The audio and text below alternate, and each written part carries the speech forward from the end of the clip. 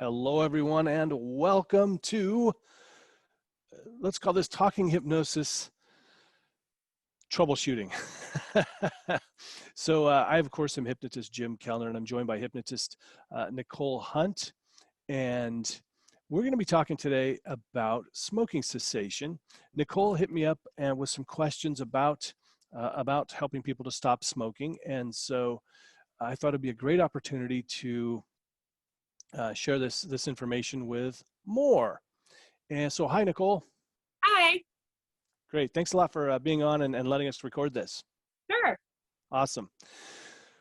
So I just want to kind of read back through some of the messages that we've been sharing. And so there was a bit of panic, and I understand we've been talking just for a few minutes before this. Nicole's taken a lot of different trainings, and now it's kind of like, oh my goodness, what do I do? And so I think it's great to get lots of training. As I always tell people, please get some training, go out and work with clients, then come back, get more training. And I do find, and I don't know, have you worked with a lot of clients yet? I've done about 200 hours, but over the span of 8 years. Okay, good. Because I know a lot of people are out there and they just keep taking training after training, hoping they're going to know what to do. And really, the knowledge isn't going to be as helpful to you until you actually get out there and start doing it. So just like other professions do, go get your basic training, go out, work with some clients, and then come back and do some continuing education.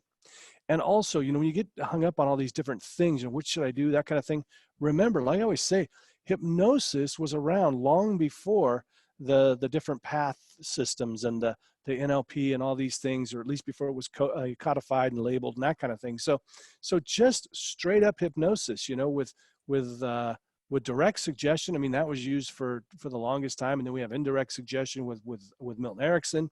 So I mean, a combination of those two can oftentimes be very effective. I do want to let everybody know too, right off the bat, that I am not the stop smoking whisperer. I'm not the genius I don't have 100% success rate with smokers. I do have the ones that stick around. Yes. 100% success rate, because I actually have a guarantee. And so this is what I do for smokers. It's the only program I do this, but for smokers, it's I do 3 sessions, guaranteed for life. You ever start smoking again, whatever. And if you give me a call, we help you stop. And then also, if you don't stop with the 3 sessions, we keep going. And I literally, Nicole, I have a client right now that's going to be on session 5. And so still hasn't quite broken the habit completely yet. So we're going to keep working some things. So let's move. So I just want to kind of read through some of the messages that we've been exchanging. So one of the things was that, and I understand this happens, especially sometimes you're kind of caught off guard, and somebody says they want to quit smoking or they want to lose weight, and you go, oh, I can help you, and they go, well, how much is that? And you're sort of on the spot, and it's like, you got to, please, let's set up a consult and find. And this is what I typically do now is I start off with, well, hey, you know what? Let's set up a consultation. I can't really give you a great idea of how much it's going to cost until we have a chat. So, hey, could we talk tomorrow at 2 o'clock or something? Don't just hand them your card and say, call me or message me, because that's rarely happens. You got to set it up at the time, or at least get their information and contact them. I've learned by my mistakes. All right. So that would be the first thing, is I would try to defer that to you do a consultation to help with that. So it gives you some time to think. And then also, really, you don't really know everything that's going on with somebody until you do a consultation. So it's good to do that. And so we all do this, we get caught off guard. And then what do I charge? So everybody out there, Nicole, I'm going to encourage you to do this too, is think about what your charges are going to be right now, write those down and be ready with it. The thing with, and especially with smokers, I've found, and I don't know, have you worked with a lot of smokers, Nicole? I haven't. Smokers, I think, more than any other group that I work with, are more concerned about the money aspect, because it's easy to recognize in their mind, well, if I stop smoking, I'm going to save this amount of money. Now, honestly, we can't even put a price on the health part, but and that's always an issue too. But it's that money part is so, oh, it's so powerful for smokers. We don't see this. I don't see that as much with weight loss clients. And if you have, please comment below or something like that. I don't know. Do you ever run into that, Nicole, with weight loss clients or anybody else? Not so much, no. Not as, it's not that, it's just so easy to go, well, I'm spending $5-10 a day. And so I can see, and then they're afraid, what if it doesn't work? Then I'm going to be spending all this money on hypnosis, but I'm still not going to quit. And so, so it's a big motivator, of course. I always tell weight loss clients, look, you're going to save money too. I remember at my heaviest, I mean, sometimes I was spending $50 to $70 a day on food because I would eat out all the time. And this wasn't fancy restaurants. This was like, Denny's and things like that. So they save money as well. So figure out what you're going to charge. My colleague, Dan, the smoking man, I think he charges like $200. That's it. $200. I charge considerably more than that because, for a lot of different reasons. But anyway, I'm hoping to set up a training with him too. That would be awesome. We're going to try and do a training together. So let's see. So what I offered, I said, go, and if you're in my group, my Launch Your Hypnosis Career Now group, go check out. I did upload one of my original scripts that I wrote for when I was making recordings. You can check that out. And it's basically like a fill in the blank type of a thing. Did you take a look at that at all, Nicole? I didn't see it. I Okay. didn't scroll down enough, but I think it's in the files. I think it's in the files section. So if you're in that group, Launch Your Hypnosis Career. And again, look, I'm not saying I'm the world's greatest hypnotist. I'm just saying that's a resource that you could use. There's a lot of script books out there too. What's her name? British woman, Emily. Oh gosh, I can't even remember her name now. But anyway, if you can think of a good script book, drop it down below. I don't really use scripts anymore. I think it's fine to start off with that, but after a while you get to where it's just all in there, and you'll be able to do that. So one of the questions you had in the beginning. So talk to us about that kind of fear that you were going through there in the beginning when you first set up this appointment. Well, I think it was more like the instant shock, like, okay, now I have to perform and I have to make sure that this guy quits smoking, and Yeah. style do I use? It was this instance, oh my gosh, the pressure's on me. So that's why when I reached out to you, I'm just like, okay, what exactly do you use first? Right. Yeah. How many appointments and things like that. I did run into some issues too while there, which I think a lot of hypnotists would run into. If you go to someone's home, you don't control the environment very well. And some other interesting things that happened where we were right in the middle of direct suggestion, and he popped his eyes wide open and he's like, I'm sorry, I couldn't keep them closed anymore. So it's, you do at certain points where, and the shock on my face was like, this isn't right. happen. So it wasn't as textbook as other things were that were in a more controlled environment. So just how do you handle things like that? Great question. So I got to tell you guys, honestly, this was a train wreck. This whole thing, right? I mean, it really was. The way it came, and you had the cards stacked way against you, and it was just the way it turned out. Now, I understand you have an office, right? I have a home office. Great. So home office. Yeah. And was there some reason you chose to do it at his house instead of at your home office? I think it was more just for his comfort level. It was kind of like, this now, come over, do this, and kind of controlled a lot of the narrative before I really controlled it first. So I think that was probably a big issue. You know what? That's a great lesson right there. We've got to get them following our instructions, right? I mean, really the hypnosis, the hypnosis session, it starts from the moment you engage with them. Are they going to follow your instructions? Are they going to make sure that people in the house know that they're not to be bothered? I understand there was somebody tiptoeing downstairs or something to look and watch during the session, things like this. So, and again, this is not, and please, everybody out there, this is not a judgment thing. We're not going to judge Nicole for this. Look, I've made terrible mistakes, honestly. And there's sometimes we just get ourselves in situations we don't think it through because we haven't had that experience before. So I applaud you for even going through with it. Man, it must have been nerve-wracking. A little bit, but yeah. I was thinking I could kind of roll with everything, and it's like, okay, we need to turn the TV off. Okay, they need Oh to my sit. God. And I tried to work it into the induction, Yeah. any sound that you hear in the house just has you go deeper and deeper, and Yeah. I was trying to work everything in just kind of on the fly.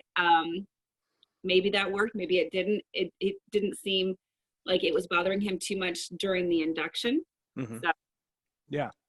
And that's great for everybody out there. Utilization is one of the greatest things you can do. So what she's talking about is there's a TV going on, and so the client is probably going to hear that, and so you just want to have them kind of tune that out. All outside sounds, distractions, going to guide you right back to my voice. Those kind of things like that. Actually, I jumped ahead. Utilization. So somebody's eyes open up. Now, I used to have, like on stage, I would have, and this still happens, people will start laughing or giggling because it's a weird situation, right? They start going into hypnosis and they start giggling. People are watching and this kind of a thing. And one of the most powerful things you can do is go, that's right. And the more you laugh, the more you giggle, the deeper you go, and give them a little snap. And 9 times out of 10 now, that the laughing stops and they start going right down. And so when the eyes popped open, there's a couple of things that I might do here. In this situation, because he started talking, I probably would address it. I would go, well, and did you ask him, why, well, what's up? What made you open your eyes? yeah, I did, and he said that his eyes were just trying to open, and he was trying to keep them closed and listen to what I was saying. And Yeah. it was like an abreaction. I don't know if he just popped out of it. Yeah.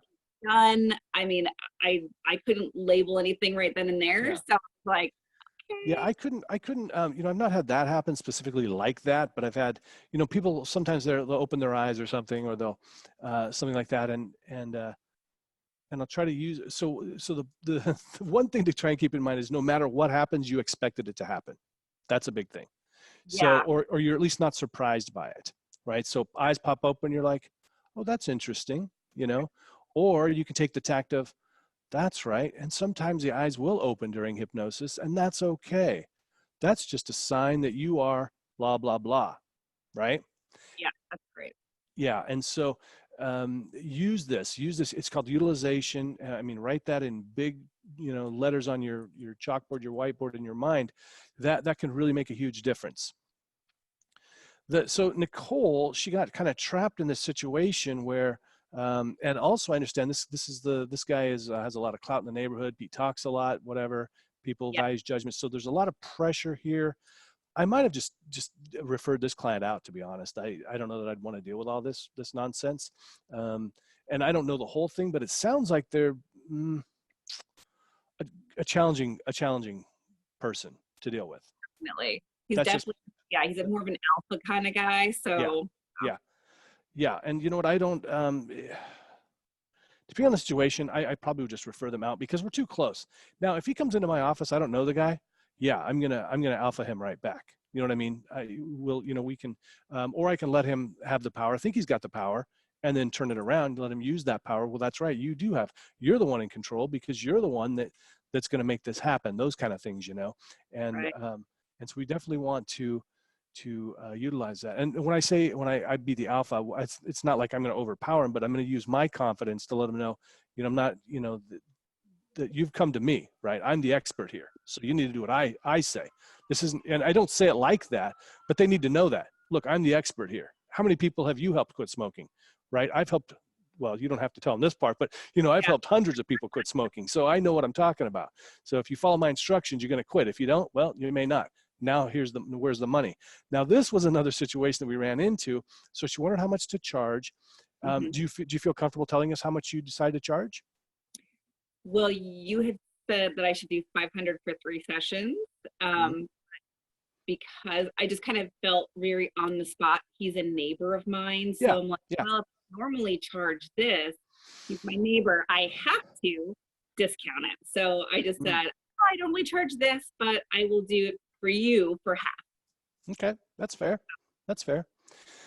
What I will do with, and I'll tell you, it took me a long time to get to a place where I could be comfortable in not offering a discount. I mean, really, I would, so I was terrible. I mean, even strangers off the street, if they even hesitated, I'd be like, but, well, because it's a Tuesday and you have brown hair, I am running a special. So, so these kind of things. And, I don't do that anymore, but I do offer discounts for certain things. So friends and family, that sort of a thing. Absolutely. I will do a discount. Now this is sort of a judgment call. Some hypnotists will say, nope, I charge them the same amount, you know, they really do the people don't value something that's free, unfortunately. And if you're in my group, the Launch Your Hypnosis Career Now, you'll know this too, because I've referred some PTSD folks and some other folks that said they had no money. And so I said, well, I'm not going to work with you, but because I've already got my plates full with pro bonos, but I can refer you out. And then they don't follow up with the hypnotist. Hypnotist contacts them over and over again. We just had someone like this, wanted some help with PTSD, but they're broke.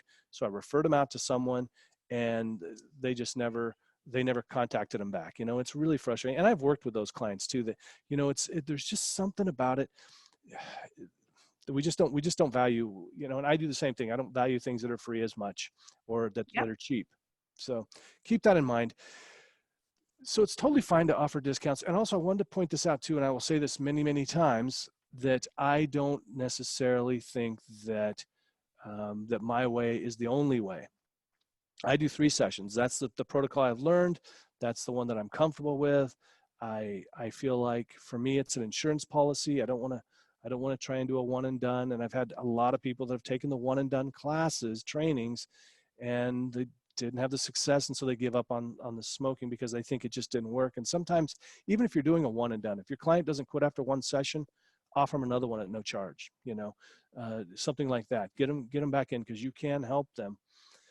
Like right now, like I said, I'm going to be doing 5 sessions. I may do 10 sessions. Who knows? I don't think so, but whatever it takes to help them to quit, we're going to do that. Or that's one. In fact, my friend Dan, who I'm talking about, who we're going to do a training together, he's a one and done. One session, you're done. But so again, not saying that there's a right way or wrong way. Do it your way. Okay. What have we missed so far? So one thing that I would definitely recommend is I do a lot of remote hypnosis. So I do go to people's homes, but we have to set that up in a certain way. And we have to say, this is what needs to happen. And so things like that. The pets need to be in another room, or if they're the kind that are going to go crazy in another room, then they need to be in the room with you. Make sure your whole family knows you're not to be disturbed. In fact, could we do it at a time when nobody else is going to be home? Mm-hmm. Living so close, I definitely would have said, come over to my office. Why don't you just come over to my office? Because then you are in control of the situation. And and then we ran into a situation where, so you said your client is going to pay you on Saturday, right? Yes, tomorrow. Yeah. Oh, good. Okay. Because we ran into kind of a situation where, unfortunately, Nicole was not set up to take payments yet, except for cash, and the client didn't have cash. So, what I would say in that situation is make sure you have cash available, because I only take cash if you want to do it that way.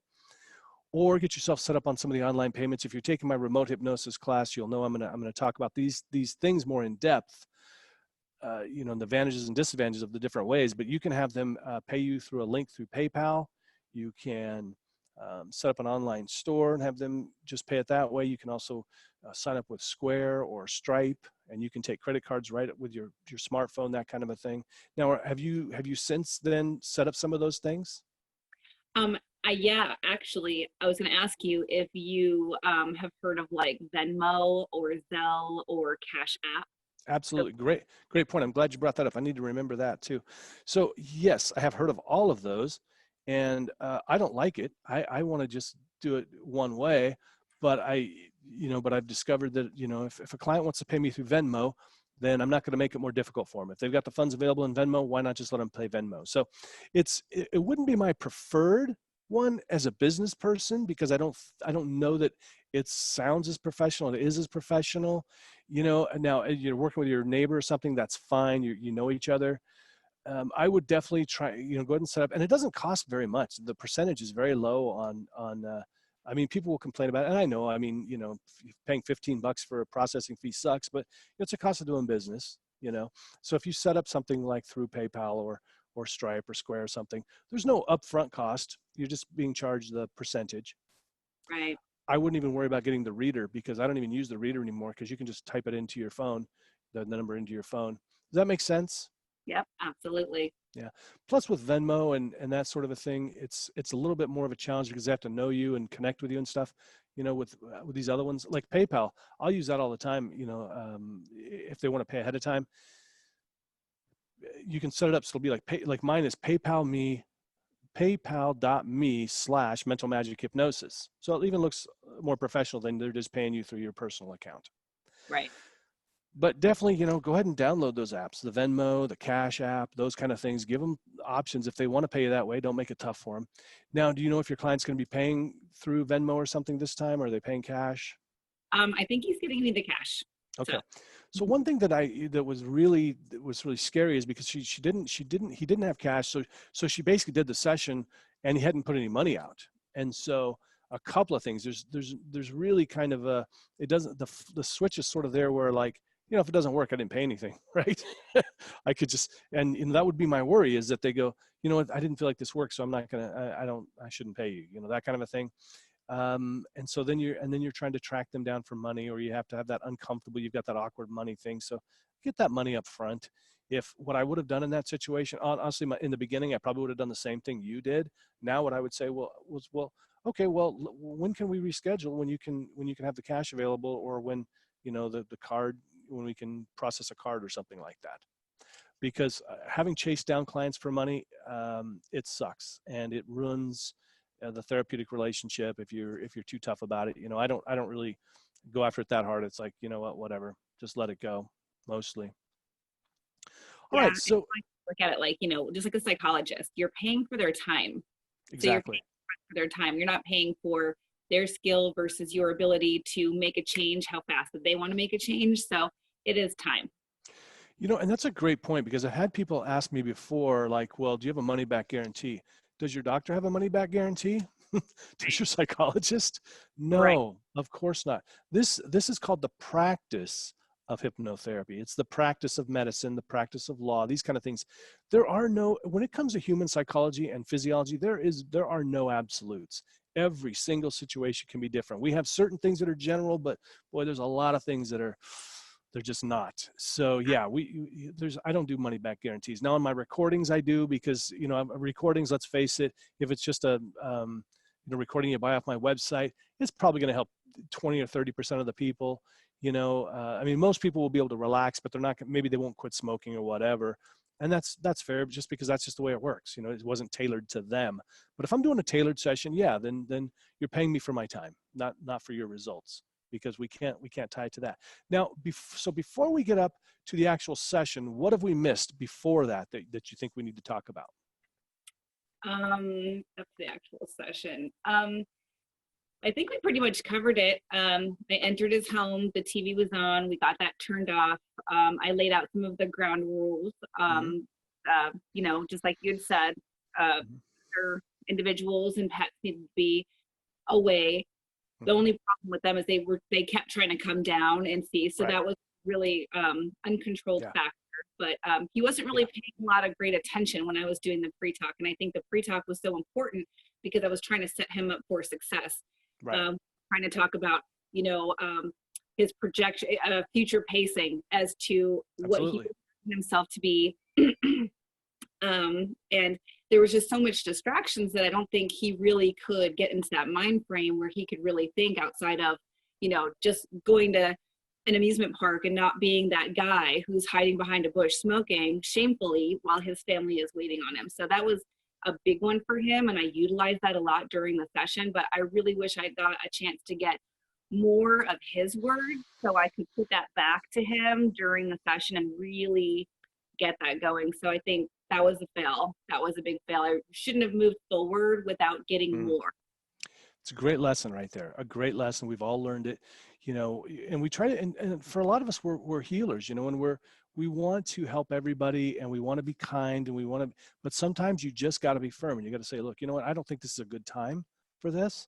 Let's reschedule when a time when you can give me your absolute 100% focus, because I want you to be successful, and that we got to turn it around on them. I want you to be successful, and I don't feel like you're going to be successful if we move forward right now.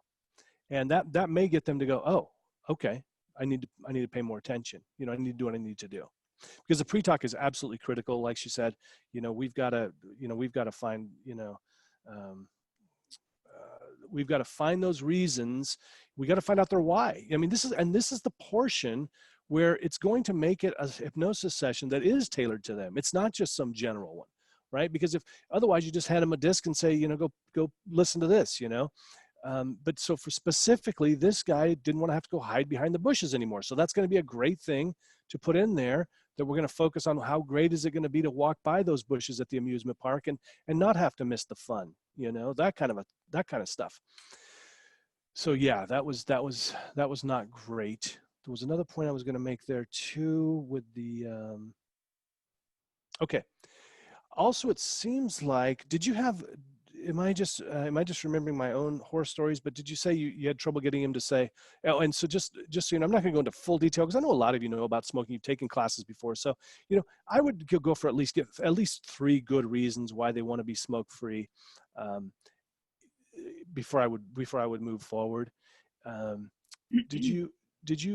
this a person that you said, you know, are you ready to quit smoking? And they said, I'm going to try, or something like this. Was he fully committed? No, we didn't have that full 100% commitment. Like if we don't do this kind of thing, he did, you know, use the word try. I tried to push forward and get more reasons from him, but it was difficult. So I think another mistake I might have made was you won't, I gave my reasons, you know, I gave him reasons, you know, you're not going to smell anymore. You're not going to be addicted to this drug anymore. You know, things that probably didn't resonate well with him, or maybe things he think about, just not his words. Yeah. May not care about any of those things, you know, and they're still not their reasons. And we've all, look, I've done that. I'm going to say we've all, but I've done that too. You know, they only give me one reason. So I'm like, well, I'll just have to throw in the other reasons, you know. Yeah.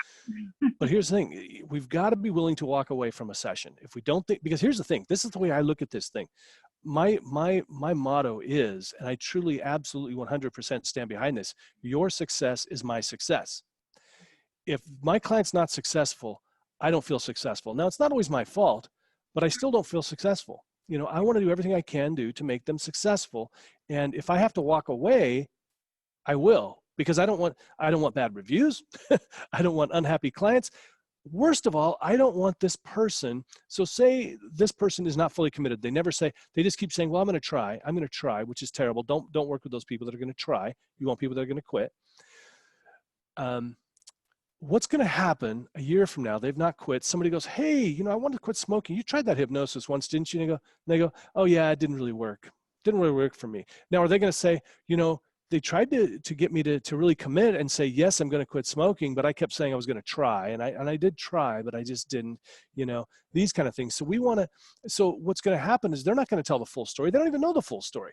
They're just going to say, nope, didn't work for me. And then people are going to go, oh, hypnosis doesn't work. So we're ruining it for everybody by taking clients that we're sure not going to be successful. Now we all take on people and we're going to hope that they're going to be successful, and they just aren't. But for the most part, I mean, if you know, look, this is a big red sign, a big red flag, you know, don't do it. Turn them away. Sorry, I can't work with you now.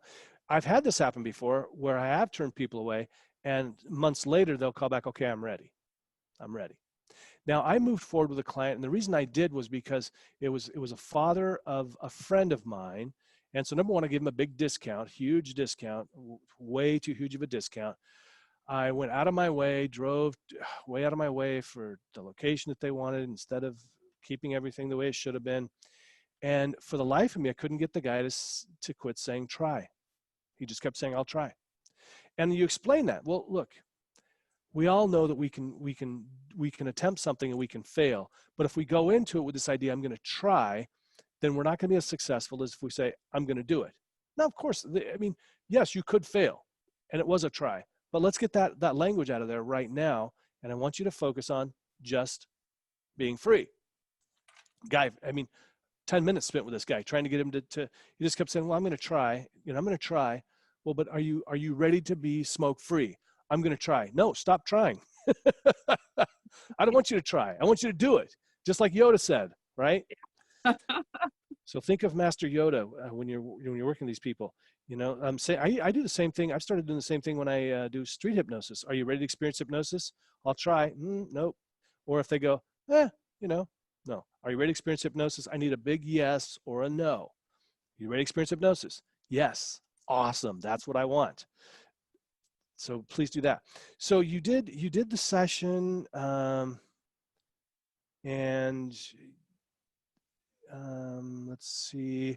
So so tell me about the session. What went on? What was there anything that we need to know about that or anything? Um, I let him pick a spot. He picked a spot on a couch Mm-hmm. with the Elman, and I really went over that eye closure. I really got those muscles worked out, because I really wanted to have that convincer. I'm going to save this session. So really needed that convincer where he couldn't open his eyes, so that way I could get him to go deeper. So did that. We got eye closure. It was great. He thought it was the coolest thing ever. So we went deeper. Awesome. Yeah. Did more future projection, future pacing. Mm-hmm. Did that more vividly in hypnosis. Started to get into some metaphoric stories. I was getting into the direct suggestions, section, and that's when he popped open. I think probably about 45 minutes in, so maybe there was a timer in his head. Reaction, I'm not really exactly sure. Okay. So yeah, maybe I'd revisit that on your session. So can you tell me more about that? What was really going on there? And it's because it's not the eyes open part, because we can be hypnotized and have our eyes open. So he may have been still in trance and had his eyes open, but I'd be curious about it. He obviously probably, I'm guessing he sleeps every night and keeps his eyes closed for 8 hours. So, something to think about. Maybe a shorter session would be better for him. I don't know. There's a lot of different things you could do. You could do a couple of shorter sessions. You could do a 20-minute and then have him open his eyes, then drop him right back down, and then do another 15 minutes or something. I don't know. Different things. This is why it's a practice of hypnosis. There are no absolutes. Yeah, it's a great idea. I'm gonna for Saturday session. He's coming here to my home office, so I'm gonna control the environment, and we will revisit that. And I'm gonna ask him, what were you thinking? What was going on with you at that point, so we can overcome that and get you past that. So yeah. And be sure and let people know. Like I let my clients know. Look, a lot of my clients, the first session, they quit. They never even think about a cigarette again. I've had clients that don't even notice cigarettes anymore after the first session. Many more will smoke maybe a few, and then the second session they're done. And then there's a few more that, maybe it takes them to the third session. And that's okay. Whatever happens for you is perfect for you. So they don't have that kind of pressure. And then again, for me, at least plus it's guaranteed. I'm going to work with you until you're done. So, all right, we're just about the end of our time. Was there anything else that you wanted to talk about before the big session? We're going to do a check-in. Let's do a check-in next week and see how things went. Okay, that sounds great. Awesome. Anything else that we needed to cover? Okay, so first, really quick, for session 2, what's your protocol for session 2? Do you just kind of do a repeat of session 1, or do you just kind of like hit on things that are important to them? Or that's a great question. So I'll tell you.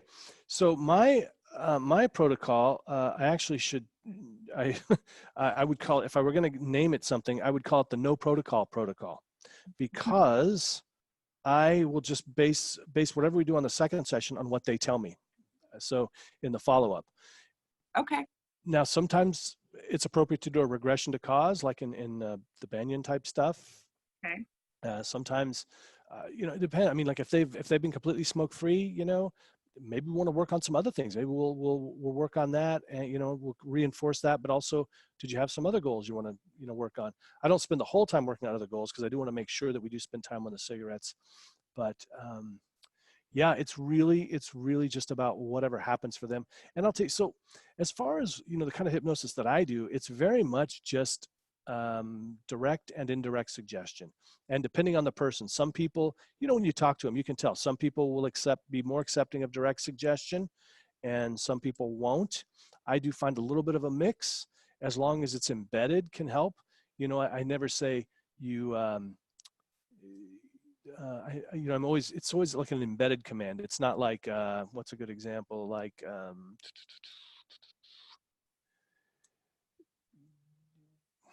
I can't think of a good example now. So anyway, but you don't want, but you, I mean, you don't really just want to, I mean, I don't say you don't want to, and you may want to do whatever you want to do, but you're going to, I don't know, refuse to smoke anymore. I would be a little more gentle, and you will find that you're simply refusing to smoke anymore. And that's a terrible example, but I can't think of a good one right off the top of my head. Sorry. But yeah, it's really I'm following. mine's very, very much Ericksonian. It's, and you may find that you just simply remember to forget cigarettes completely, those kind of things like that. Use some imagery with, thoughts of, remember to try to get all three, at least the primary three senses involved. And so, what's it going to, look like, sound like, feel like, all those things. And also, hopefully in your pre-talk, you've kind of discovered which is their primary and their secondary. But I always use all three anyway, so it doesn't really matter. So, I will use that kind of language. I'll use language that reflects, physical, auditory and, well, kinesthetic, auditory, and the other one, visual. Yeah. So, you'll see yourself in the future doing this, and you feel this, and think of how it sounds when your friends and family tell you how proud they are, those kind of things. Yeah. Does that help?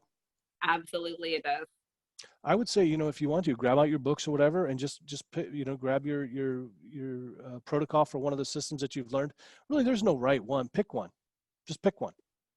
Right, and kind of which one sticks. I'm just worried with him that because he did mention that his father smokes. His father was a strong man. He's a strong man, and I'm just hoping that this idea of smoking isn't like attached to who he is as a person, if there's like a secondary gain there that he's not seeing, and should we work on that? I always like to put in some kind of self-esteem or self-confidence, because it seems like everyone's doing something because of lack of self-confidence in some aspect. So it seems like generally it's great to put in. Well, go ahead. Yeah, oh, no. No, number one, he's not strong. Is he strong? If he was really strong, he could quit, right? He could just walk away from cigarettes, right? Yeah. Really, I mean, he's not strong. He's powerless in this one area, at least. Maybe he can bench press 500 pounds. I don't know. Maybe he's very resolved in certain areas, but in this point, he's weak. And with the hypnosis, and so when somebody tells me that, well, I'm really strong-minded and that kind of thing, I'm like, well, great. Then you're going to do excellent at this, because you can use that same strength of mind to be free of this thing that has been controlling you. And you want to make sure that you're kind of emphasizing those kind of things. This thing has been controlling you. People all the time will be like, well, I don't want to lose control in hypnosis. Bull crap. You're already out of control, right? You're not in control. You didn't wake up in the morning and go, man, I'd love to have a cigarette just because cigarettes are awesome. No, you woke up and your habit was calling at you, and I need a cigarette. So you're weak. I'm sorry, you're weak. I don't say that to the client, but it's true. I was a smoker too. I was weak. I was powerless. So use that against them in a way that doesn't feel confrontational. That's a great idea, because he really does look at himself as being the strong one. He's the alpha of the neighborhood. That's right. He's got this, So, I would put that in his hypnosis. So, and and even the pre-talk, I know you're going to be successful because you're a very powerful man. You're very strong. You have this kind of discipline that a lot of people wish they had. Yeah. People envy the kind of discipline that you have.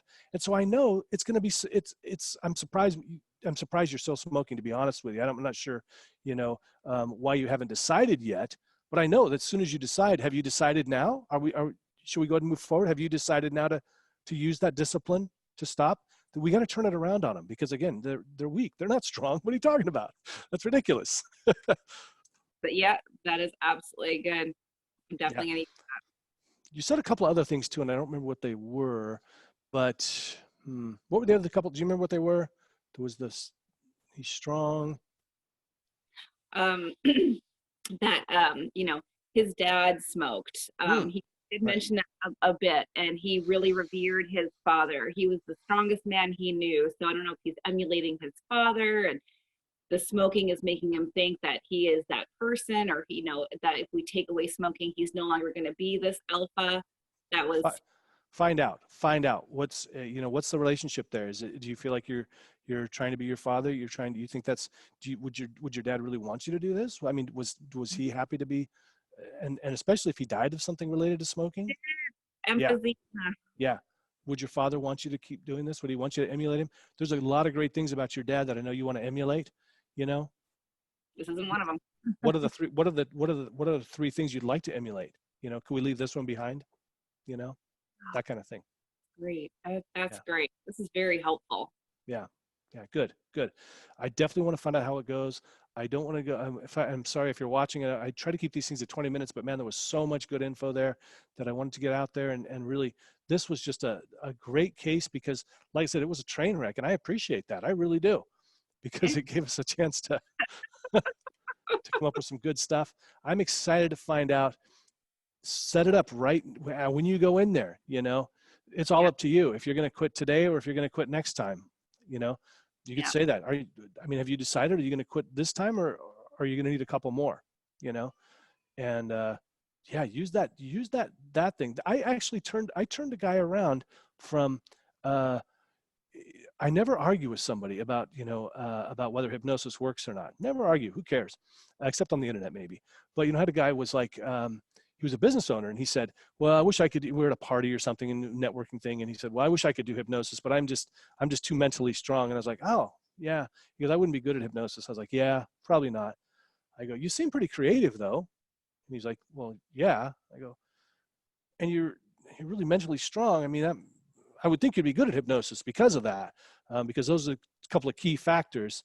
And he's like, oh no, I have a really strong mind, and I'm really creative. And I was like, oh, well, I mean, yeah, he hired me to come in and hypnotize his whole team. Okay. His sales team. So, you know, don't argue, turn it around on him. Oh yeah, absolutely. Absolutely. So awesome. Nicole, thanks so much. And I'm sorry for keeping you longer than we expected. I hope that was okay. Yeah. Awesome. All right. We'll check in. We'll do some messaging, and if it's appropriate, we'll do another video chat if that's okay. And love to hear about your success. Yay. And I'm so glad that this is going to be a great training tool for a lot of people. So Absolutely. Let's get more people stopping smoking. yes. All right. Thank you. Hey, thanks a lot, Nicole. And hey, thank you for watching. Take care, be well, be awesome. And like I said before, always remember that your success is my success. If you like this, please comment, like, share, all those good things.